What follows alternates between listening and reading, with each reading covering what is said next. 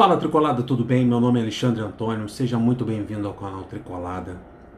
O assunto de hoje é sobre a hashtag que vocês levantaram aí no Twitter para botar aquela pressão no Mário para contratar um treinador estrangeiro. Mas antes de entrar nesse assunto aí, já vai deixando seu like, curta esse vídeo, compartilha com a galera, se inscreva no canal e comenta no final do vídeo, que eu vou ter o maior prazer de responder vocês, porque é papo de torcedor, é um torcedor fazendo um vídeo sobre o Fluminense e é um torcedor do outro lado assistindo e comentando. A gente troca ideia como se estivesse trocando ideia no Maracanã. Simples assim. Bem, vamos lá, vamos falar, rapaziada. Me amarrei. É isso aí, cara. Se a torcida não se unir, se a torcida não... Mas a torcida tem que se unir também para muita coisa no Fluminense, principalmente com relação a sócio-torcedor. Mas já que a gente vê que o Fluminense necessita de um treinador melhor, de ter um planejamento perfeito, um planejamento bem feito, com um bom treinador, um treinador qualificado, porque na minha opinião, os treinadores do Brasil, eles têm graves problemas, principalmente táticos. Quando um país, por exemplo, que tem como em Abel Braga uma referência, como um grande treinador, Filipão, treinador de seleção brasileira, Mano Menezes, vocês sabem muito bem que a imprensa trata Mano Menezes, Felipão, Abel Braga como o top do Brasil. Mas esses tops do Brasil não conseguem mercado, não tem mercado no futebol europeu, como Espanha, Inglaterra. Tem dificuldade, não trabalham lá. Mas você vê treinador argentino trabalhando na Inglaterra, você vê treinador argentino trabalhando na Espanha. Há quantos anos o Simeone está no Atlético de Madrid? É no Atlético de Madrid, no rival do Real Madrid na Espanha. Simeone está há anos no Atlético de Madrid.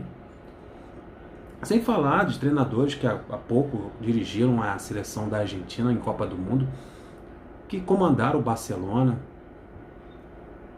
Então, o país que é o futebol, pentacampeão do mundo, que é o Brasil, está repleto de treinador ultrapassado. E a torcida do Fluminense, assim como a grande parte das torcidas brasileiras, é o que se mais vê, se você for procurar, principalmente no Twitter, nas redes sociais, é torcedor de clube brasileiro querendo um treinador estrangeiro. Mas isso aí não é time pequeno não, é time grande.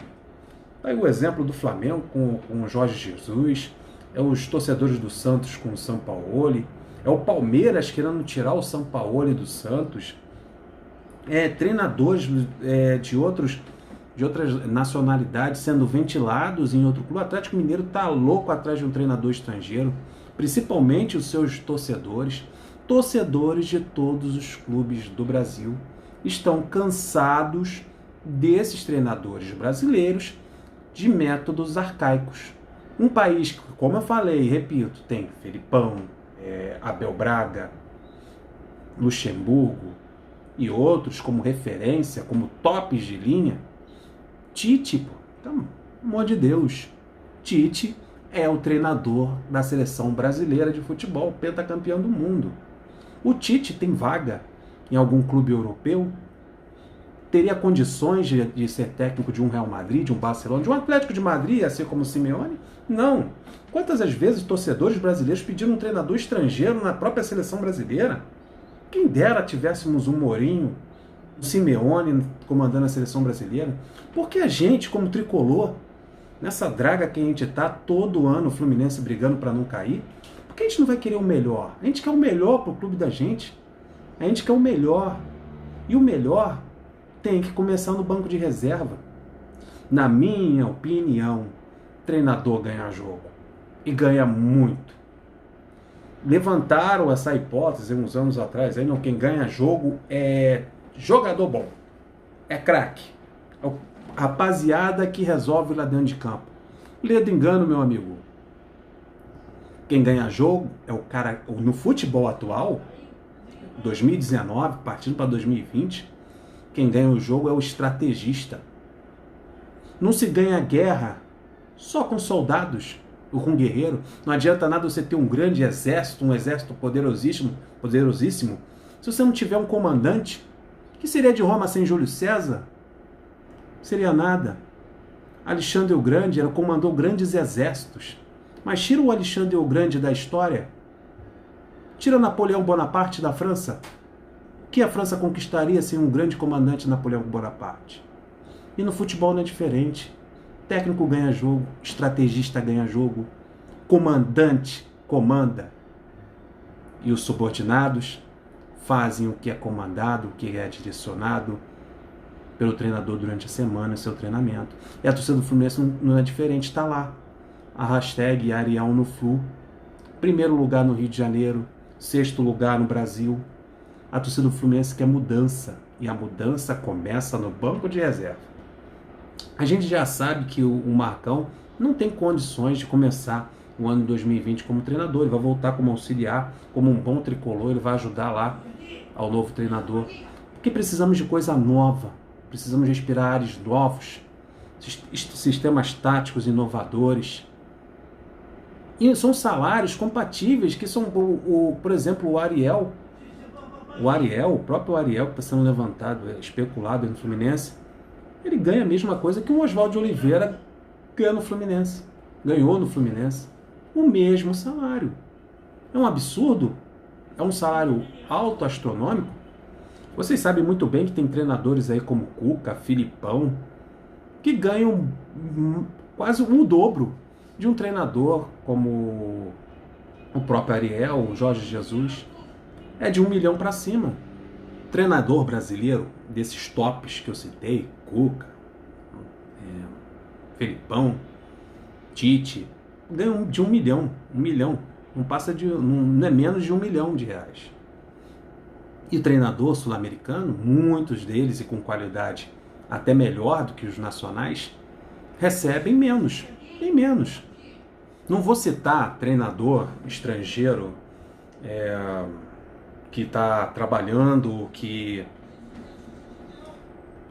não é acessível para a gente. Eu vou citar 2 exemplos de treinadores que chegaram a ligar, entrar em contato com o Fluminense nesse ano de 2019 e foram retirados da negociação, foram deixados de lado, porque quem estava negociando era o Celso Barros e o Angione, e o presidente achou por bem manter o Marcão como técnico principal, efetivar o Marcão. Isso todo mundo sabe que aconteceu, eu não estou inventando nada aqui. O primeiro que eu vou citar é o rival de Jorge Jesus em Portugal, que é o treinador José Peseiro. José Peseiro, um grupo de empresários ligaram para o Celso Barros, entrar em contato também com o Angione, e ofereceram o rival de Jorge Jesus aqui no Fluminense. Ele queria trabalhar no Rio de Janeiro, ele foi recomendado, ele é muito amigo do Jorge Jesus do Flamengo. Jorge Jesus indicou a cidade do Rio de Janeiro, o futebol brasileiro, para ele vir trabalhar, e ele chegou e se ofereceu, mas a negociação não foi para frente, porque, como eu citei aqui, o presidente tinha outra coisa em mente, que era manter o Marcão como técnico do clube, efetivar o Marcão. E esse José Peseiro, o nome dele, ele foi treinador do Sport, foi treinador do Porto, levou o Sport para uma final da Copa UEFA. É um treinador estrangeiro, bom treinador, é conhecido o clássico, quando ele jogava contra o time do Jorge Jesus, o clássico era chamado de JP versus JJ, e sem falar no marketing, que envolve a contratação de um estrangeiro, principalmente de um treinador português. Todo mundo sabe que o Jorge Jesus, os jogos do Flamengo passam em Portugal não é devido ao Flamengo, que todo mundo sabe que internacionalmente o Flamengo não é conhecido, mas passa em Portugal os jogos do Flamengo porque o Jorge Jesus é português. Por que não passaria os jogos do Fluminense tendo o José Peseiro como treinador, ele sendo um rival do Jorge Jesus, conhecido lá em Portugal como rival do Jorge Jesus? Certamente também os jogos do Fluminense passariam em Portugal, abririam um outro mercado para o Fluminense, expor a marca do Fluminense na Europa, uma colônia brasileira enorme lá em Portugal, tem muitos brasileiros em Portugal. Certamente os jogos do Fluminense também passariam em Portugal, só por ter um técnico português no Fluminense. Então essa oportunidade que o Flamengo tem de expor sua marca em Portugal por ter um treinador português, aconteceria o mesmo no Fluminense, porque o José Peseiro é conhecido em Portugal, é o rival de Jorge Jesus em Portugal. Treinou o Sporting, treinou o Porto. E aí criaria também uma rivalidade dessas duas marcas, Fluminense e Flamengo, em território europeu, em Portugal. Aí não se pensou, quando rejeitou a contratação desse José Peseiro, que não é um qualquer, foi campeão com o Sport, foi finalista de uma Copa UEFA com o próprio Sport. Não se pensou também no marketing, né? Expor essa marca na Europa, na transmissão dos jogos do Fluminense em território português, assim como acontece com o Flamengo. Podia ser pensado isso também. Esse José Peseiro, que foi oferecido ao Celso Barros aqui na época da transição da efetivação ou não do Marcão como treinador e que foi descartado, ele começou como auxiliar do Mourinho no Real Madrid. Ele treinou o Sport, como falei, o Porto, o Panathinaikos da Grécia e foi técnico da seleção da Arábia Saudita. O Parreira também foi treinador da Arábia Saudita. Fez o curso da UEFA Pro, licenciado pela UEFA como treinador. Seu último trabalho foi no Sporting e no momento está desempregado, tanto que se ofereceu para trabalhar no Fluminense por causa do José Jesus, da aproximação, da amizade que os dois possuem. Ele quer trabalhar no Rio, o estilo de jogo dele é muito parecido com o Jorge Jesus, aquele jogo de intensidade, ofensividade. Dizem que a pesquisa que eu fiz, o futebol que ele apresenta nas suas equipes é muito parecida com o trabalho do Jorge Jesus. Quem sabe, né? Seria uma boa. Foi campeão da Taça da Liga Portuguesa pelo Sporting em 2012 e 2013. E em 2004 e 2005 levou o Sporting à final da Copa UEFA. E foi campeão egípcio pelo Al Ain. E também não podemos deixar de falar do outro treinador que foi especulado, chegou a falar no telefone com o Celso Barros, estava em negociação para vir para o Fluminense, também foi descartável, a coisa não foi para frente. O Ariel Roland até aceitaria assinar um pré-contrato. É o Ariel Roland, um técnico argentino que começou como treinador de hóquei, levou a seleção uruguaia ao bronze no Pan-Americano 2017, veio trabalhar no futebol, começando no River como auxiliar técnico, depois foi para o Defesa e Justiça da Argentina, foi o seu primeiro trabalho dentro de campo como treinador, foi no Defesa e Justiça. Ele, amante da tecnologia, Ariel Roland, ele começou a implantar coisas tecnológicas na equipe do Defesa e Justiça, depois no Independiente também da Argentina, em que ele usava drone, trabalho com GPS, análise de vídeo, uma coisa muito moderna na Argentina, que na época quando ele começou em 2017 a 2016 e 2017 a usar essas parafernálias tecnológicas, foi criticado por muitos, principalmente a imprensa e especialistas do futebol argentino, de que aquilo não tinha a ver com a cancha, não tinha a ver com o futebol jogado dentro de campo, que era uma papagaiada, mas hoje é usado em vários clubes da Europa, o uso do drone, o uso da análise de vídeo, GPS, e ele implantou isso, foi o primeiro treinador, Ariel Roland foi o primeiro treinador a implantar a tecnologia no futebol argentino, ele trouxe isso do hóquei, que ele implantou também no Uruguai. Então um técnico moderno, um técnico que tem uma vantagem tremenda, conquistou um título sul-americano, da Copa Sul-Americana no Maracanã, calando o nosso maior rival, 60 mil torcedores rubro-negros dentro do Maracanã, ele calou o Maracanã. O primeiro jogo foi 2-1 para o Independiente na Argentina, e o segundo jogo ele segurou um empate de 1-1, conquistou o título da Copa Sul-Americana em cima de um rival. Então um cara que está acostumado a ganhar do Flamengo, ganhou um título em cima do Flamengo, então um cara ótimo para ser treinador do Fluminense, cara que tem cheiro de carrasco.